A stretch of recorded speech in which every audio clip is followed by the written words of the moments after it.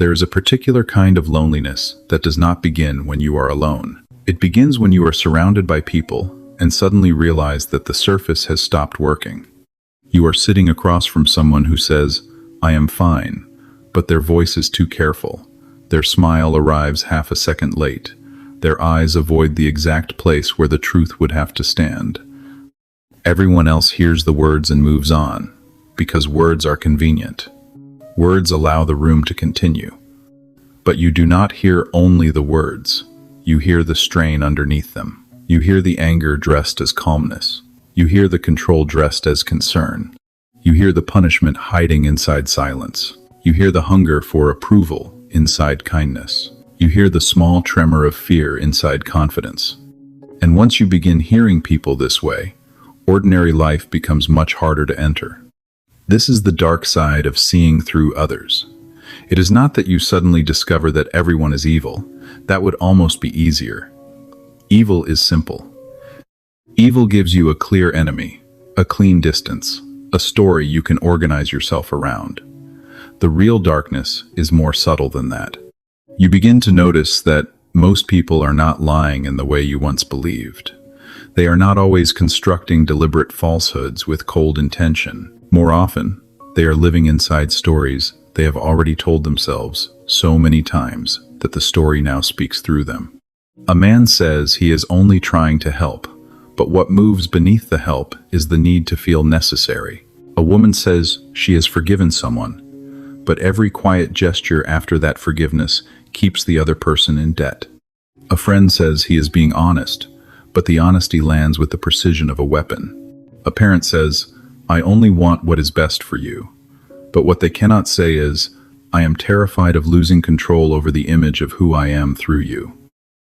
You see these things, or at least you sense them, not perfectly, not always, not with some supernatural certainty, but enough. Enough to make simple trust feel like something you remember from another life. Carl Jung understood this problem more deeply than most modern conversations about intuition ever do. He was not interested in turning perception into a performance. He did not romanticize people who could sense what others avoided. To Jung, the human being was not a transparent creature. A person was a divided house, a conscious self built over an unconscious depth, a face speaking politely while something older, darker, and less acceptable moved behind it. This is why seeing through others can become dangerous. You are not merely seeing their secrets. You are seeing the distance between who they think they are and what is actually moving them. And that distance is not always beautiful. Most people need the surface. They need the surface to greet each other in the morning, to sit at dinner, to keep families functioning, to keep workplaces civil, to keep friendships light enough to survive. The surface is not always dishonest. Sometimes it is mercy. Sometimes it is manners. Sometimes it is the thin layer that protects ordinary life from becoming unbearable. But once you can see beneath it, you cannot fully return to it. You can still smile. You can still answer messages. You can still sit at tables, attend meetings, celebrate birthdays, shake hands, say the acceptable thing at the acceptable time. But some part of you is standing behind the scene, watching the machinery. You notice who changes tone when status enters the room. You notice who becomes generous only when generosity can be witnessed. You notice who becomes helpless when responsibility approaches.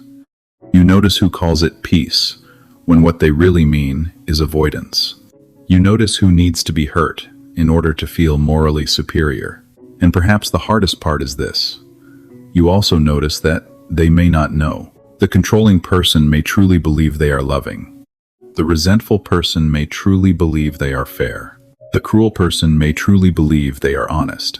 The selfish person may truly believe they are exhausted from giving too much. That is where the darkness begins. Not in the discovery that people deceive others, but in the discovery that people often deceive themselves first. By the time they speak to you, the lie has already become part of their identity. They are not acting a role consciously. They are defending a version of themselves they need in order to remain intact. And when you see through that version, even silently, something changes.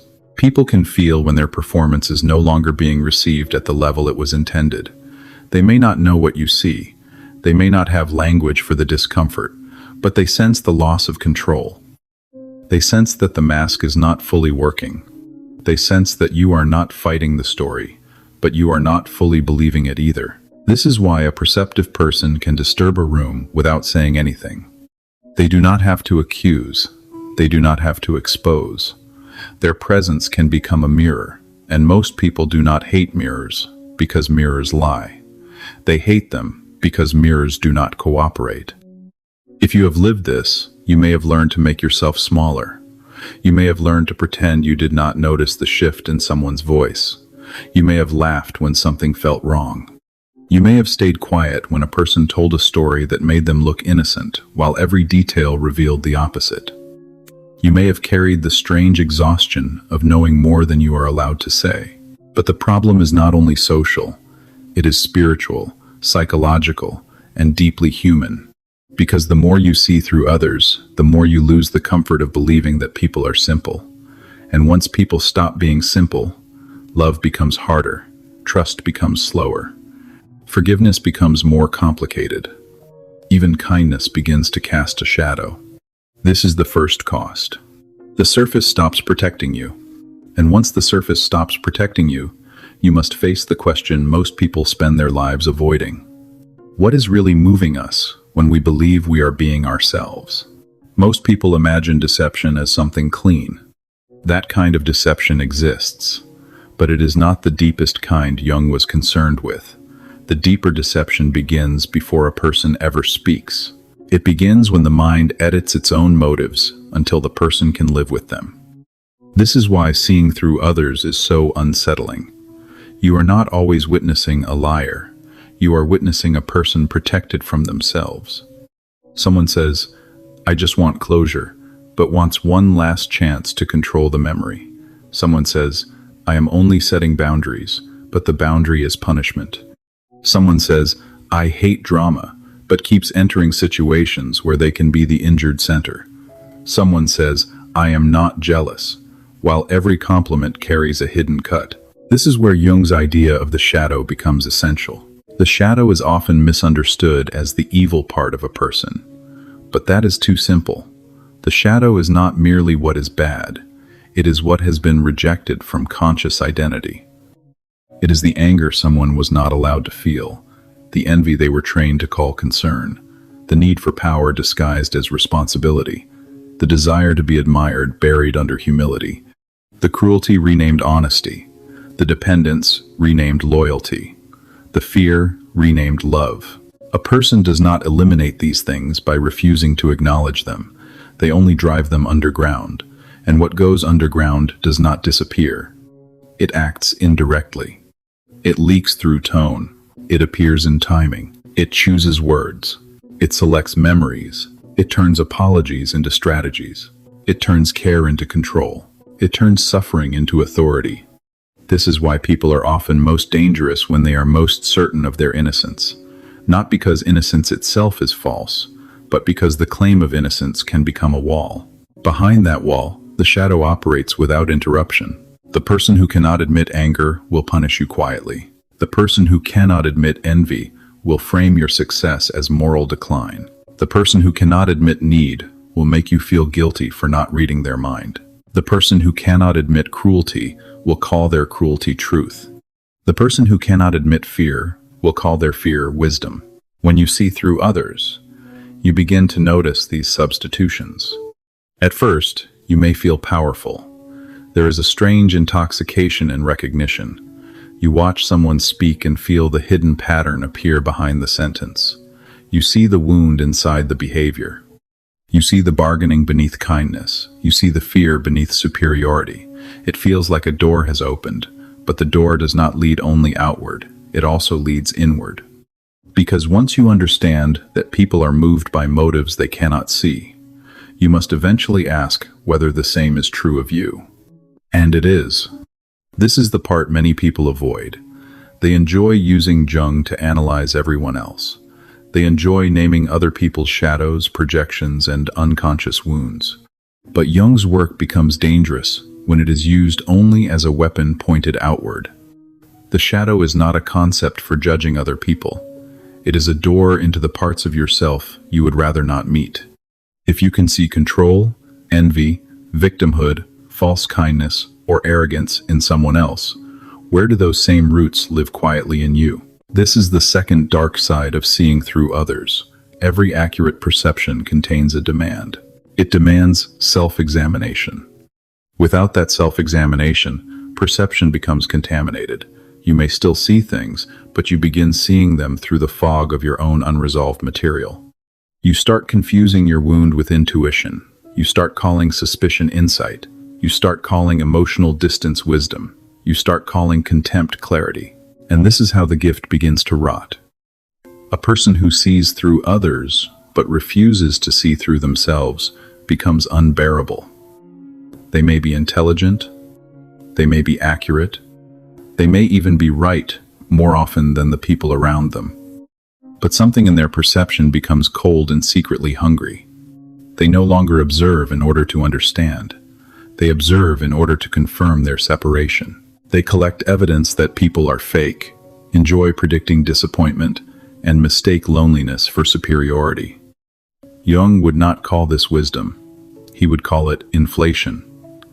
The ego has identified itself with insight. The person no longer has perception.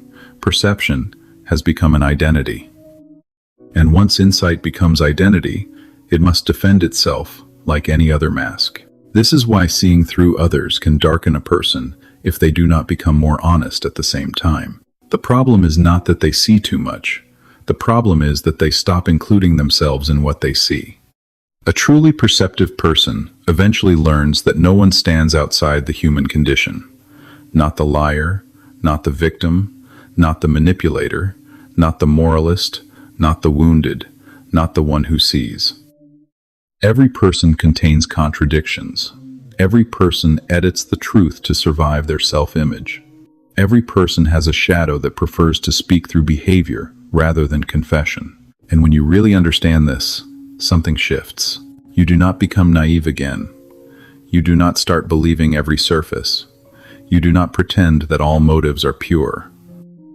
But you also lose the cheap pleasure of condemnation. You begin to understand that seeing through someone is not the same as standing above them. It is often the opposite. To see clearly is to see how fragile people are beneath what they perform. To see control beneath care is also to see the fear of helplessness. To see cruelty beneath honesty is also to see the terror of vulnerability. To see superiority beneath morality is also to see the shame that cannot kneel. This does not excuse anything. Understanding is not permission. Compassion is not surrender. Seeing the wound beneath the weapon does not mean you must stand there and be cut, but it changes the nature of your judgment. You begin to understand that human beings are rarely one thing. They are mixed, layered, sincere, and dishonest at once. They love with one part and control with another. They apologize and still protect the ego. And once you see this, the world becomes less innocent, but more real.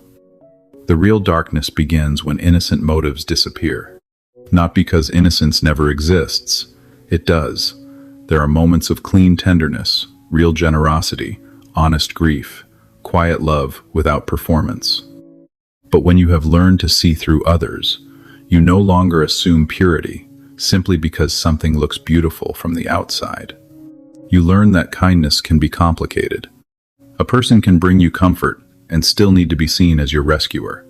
A person can support you and still dislike the moment you no longer need them. A person can give endlessly and still build a silent ledger, waiting for the day their sacrifice becomes a weapon. This is one of the hardest truths to carry. Good behavior does not always come from clean motives. Someone can be loyal because they love you. Someone can also be loyal because abandonment terrifies them. Someone can be humble because they are grounded. Someone can also be humble because they are afraid of being hated for wanting more. Someone can be forgiving because they are free. Someone can also be forgiving because forgiveness gives them the higher position. Someone can be honest because they respect the truth. Someone can also be honest because truth gives them permission to be cruel. This is why seeing through others does not make you excited. It makes you quiet. You start pausing before admiration. You start feeling the shadow inside virtue. You stop trusting the clean label people place on their own behavior. You learn to watch what a person's goodness requires in return. Does their kindness leave you freer or more indebted? Does their honesty create clarity or humiliation? Does their forgiveness release the past or preserve moral advantage? These are not cynical questions. They are mature questions. Cynicism decides in advance that everyone is false. Perception waits long enough to notice the mixture. That mixture is the part most people cannot tolerate. People want to be one thing: the good one, the loyal one, the honest one, the wounded one, the selfless one, the reasonable one, the one who tried, the one who gave too much, the one who only wanted peace. But the psyche is rarely that clean. Jung saw the human being as a field of inner opposites, conscious and unconscious, persona and shadow, spirit and instinct, the part we show and the part that acts when the shown part is threatened. The persona is necessary. It is the social face, the way we meet the world. But when a person mistakes the persona for the whole self, the shadow grows stronger. The kind person becomes secretly resentful. The peaceful person becomes passive-aggressive. The rational person becomes emotionally blind. The spiritual person becomes morally superior. The strong person becomes unable to admit need. The victim becomes attached to innocence. The helper becomes dependent on being needed. And the more tightly someone identifies with their persona, the more violently they may defend against anyone who sees beyond it. This is why people may resent you when you see them clearly. They do not always hate your judgment. Sometimes they hate the accuracy of your recognition. They hate the feeling that the version of themselves they have polished for the world is not the version you are responding to. They hate that your silence does not fully cooperate. They hate that your eyes do not confirm the story quickly enough. A person can survive being misunderstood. In fact, many people prefer it when the misunderstanding protects their self-image. But being understood too precisely can feel like exposure. The controlling person wants to be seen as caring. The jealous person wants to be seen as perceptive. The cruel person wants to be seen as brave enough to tell the truth. The avoidant person wants to be seen as peaceful. When you look through the approved label and respond to the motive beneath it, you become dangerous. Not because you are attacking them, but because you interrupt the agreement. Most social life depends on agreements about what will not be named. A family may agree not to name the father's fear.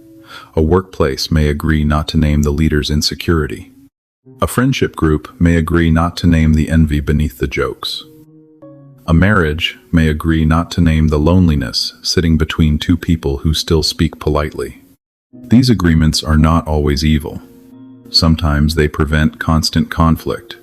Sometimes they allow fragile systems to continue, but they also protect the shadow.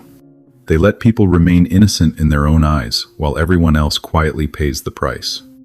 The person who sees through others often violates these agreements simply by existing. Even when you say nothing, you may become the one who changes the temperature in the room. People begin explaining themselves too much around you. They become defensive before you accuse them.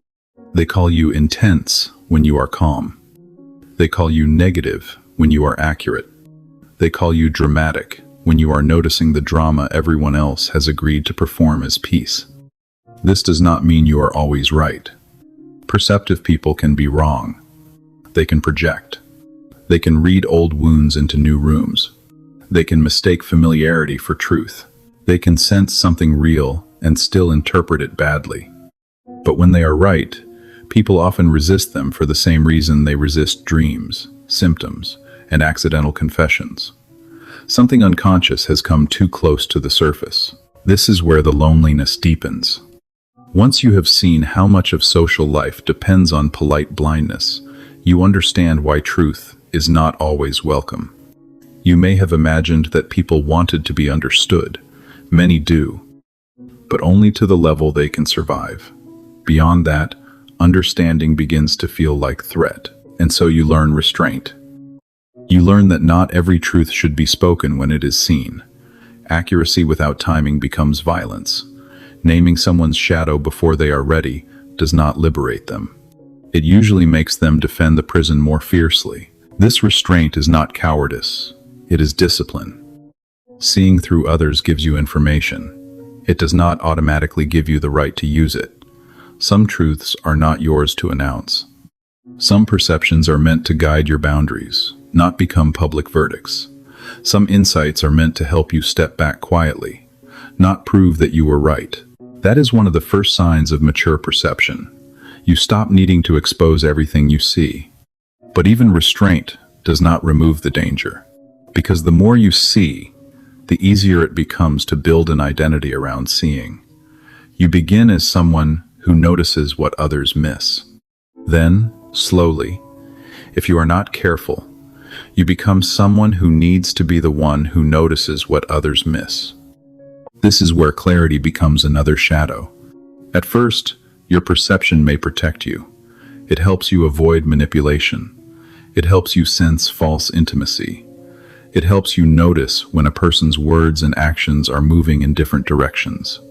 It helps you leave rooms where something in you knows you are being quietly diminished. But then perception can begin feeding the ego. You become proud of not being fooled. You begin to expect disappointment. You start listening for the lie before the person finishes speaking. You start feeling secretly superior to people who still believe in simple goodness. You start calling your distance discernment, even when part of it is fear. This is the trap. The ability to see through others becomes dangerous the moment you believe there is nothing left to see through in yourself. You see their mask, but not your own. You see their hunger for approval, but not your hunger to be the one who sees deeper. You see their self-deception, but not the way your intelligence protects you from tenderness. You see their cruelty, but not the contempt hiding inside your honesty. You see their avoidance, but not the way you avoid vulnerability by analyzing everyone from a safe distance. A person can use insight the way another person uses charm, beauty, victimhood, success, or morality. They can use it to create a self-image. The image says, "I am not like them. I see. I understand. I am awake. I am beyond the ordinary blindness." That image is seductive. It feels clean. It feels lonely in a noble way. It turns pain into status. It turns isolation into proof.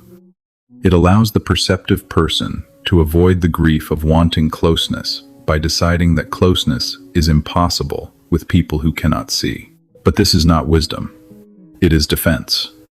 Jung warned, in many forms, about what happens when the ego identifies with forces larger than itself. When a person identifies with insight, they become inflated. They no longer receive perception as something to handle carefully. They become possessed by the identity of the one who knows. And the one who knows can become cruel.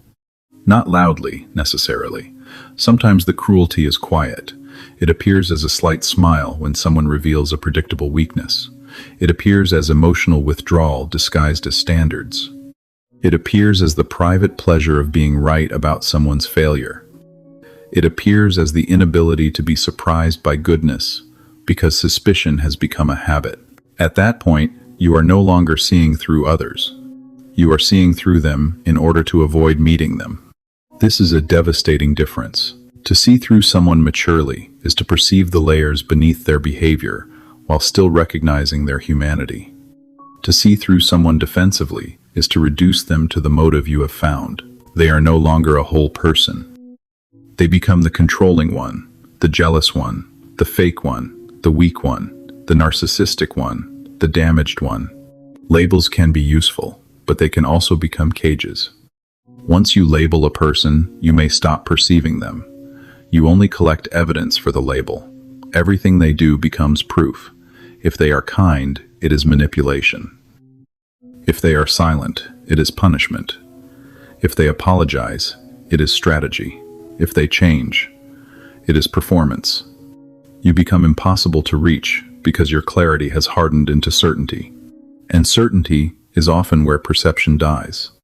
Real perception remains alive. It notices patterns, but it also leaves room for complexity.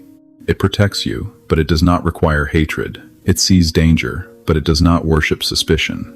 It knows that people have shadows, but it also knows that shadow is not the whole person. This is why humility is not optional for the perceptive person. It is the only thing that keeps perception clean. Humility does not mean pretending you do not see. It does not mean betraying your instincts to make others comfortable. It does not mean giving dangerous people endless access to you because you understand their wounds. Humility means remembering that every shadow you recognize in another person exists, in some form, in you. Maybe not in the same degree, maybe not expressed the same way, maybe not with the same consequences, but the root is there. The desire to control, the need to be admired, the fear of abandonment, the pleasure of being right, the temptation to punish, the wish to remain innocent, the hunger to be understood without having to explain yourself. These are human things. When you accept this, your perception changes texture. It becomes less eager to condemn. It becomes less hungry to expose. It becomes more precise and more merciful at the same time. You can still step away from someone. You can still refuse manipulation. You can still name what is happening when necessary. But you no longer need to dehumanize people in order to protect yourself. That is a higher form of seeing. It is easy to see through people after you have been hurt. Pain makes the eye sharp. Betrayal teaches pattern recognition. Disappointment trains the mind to notice inconsistencies. But pain does not automatically make you wise. Sometimes it only makes you suspicious with better vocabulary. Wisdom begins when the sharpness of pain is disciplined by self-knowledge. You ask, "What am I seeing?" Then you ask, "What in me is doing the seeing?" You ask, "Is this perception? Or is this fear wearing the mask of perception?" You ask, "Am I responding to this person or to someone they remind me of?"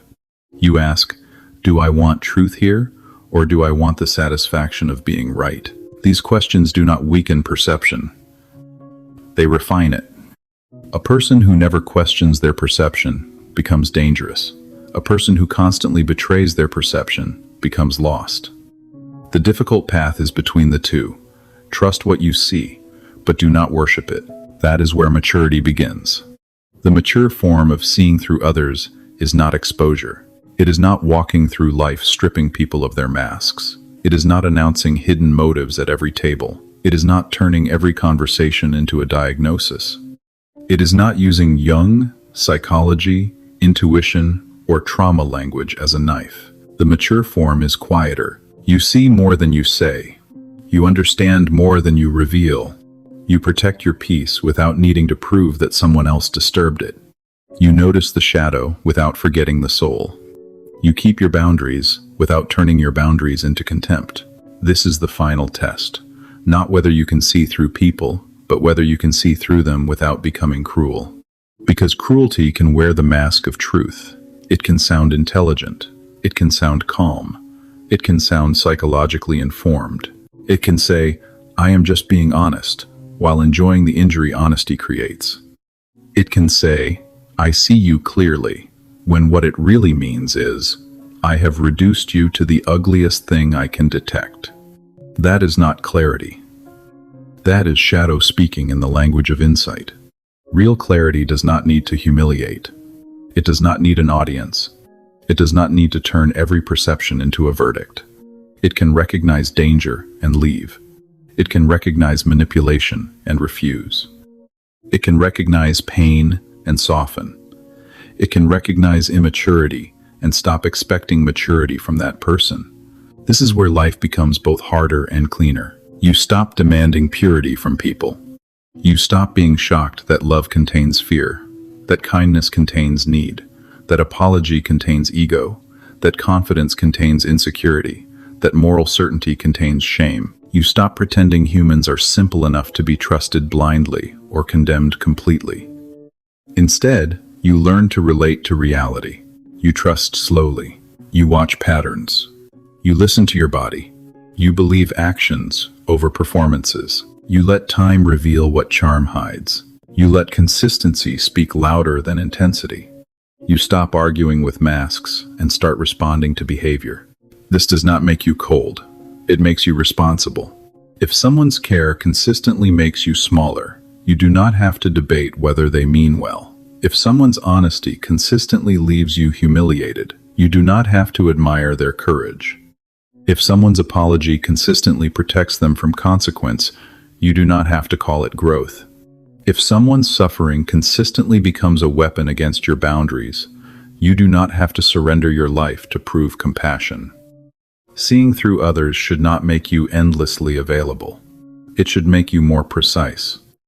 You begin to understand that some people can be loved only with distance. Some people can be understood without being trusted. Some people can be forgiven without being invited back into the center of your life. Some people can be wounded and still be dangerous. Some people can be sincere and still not safe. This is not bitterness. It is adulthood. And yet, if you stop there, something in you will harden. So there is one more movement. After you learn to see through people, after you learn to protect yourself, after you learn that motives are mixed and shadows are real, you must learn how to remain open to what is still good. Not naive, open. There is a difference. Naivety believes the surface because it has never been broken. Openness sees the cracks and still allows reality to arrive without forcing every new person to pay for the last person's mask. Naivety ignores shadow. Openness sees shadow and still leaves room for sincerity. Naivety trusts quickly. Openness trusts through time. This is what seeing without contempt looks like.